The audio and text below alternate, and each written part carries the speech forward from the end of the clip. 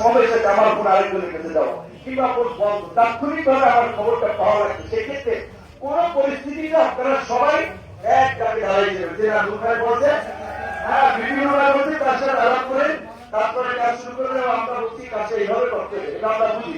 উন্নয়ন মানুষের জন্য, মানুষ বাইরে উন্নয়ন না। সুতরাং এই বাজার ছাড়াও বিকল্প অনেকভাবে এই কাজ করা যায়, আমরা সেটাই ওনাদেরকে বলবো এবং বোঝাবো। আপনাদের সবাইকে ধন্যবাদ, অভিনন্দন, শুভেচ্ছা এবং কৃতজ্ঞতা।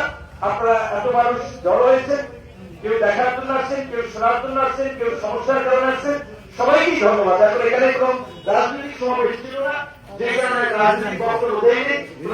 সর্বশেষ কথা হচ্ছে আল্লাহ হয়ে যাবে, নামাজ পড়তে আমরাও যাবো।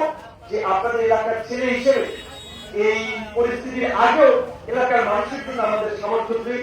আমরা বিপদে আপদে একাংশে চিকিৎসার ক্ষেত্রে আর্থিক সহযোগিতার সমর্থন দিতে চেষ্টা করেছি। আগামীতে আরো বৃহৎ পরিসরে কিছু করতে চাই। আমাদের সেই অবস্থান আছে, আমাদের সেই নেটওয়ার্ক আছে, কানেক্টিভিটি আছে।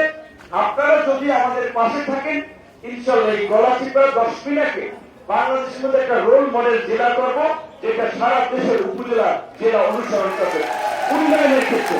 ইনশাল্লাহ। আসসালামু আলাইকুম।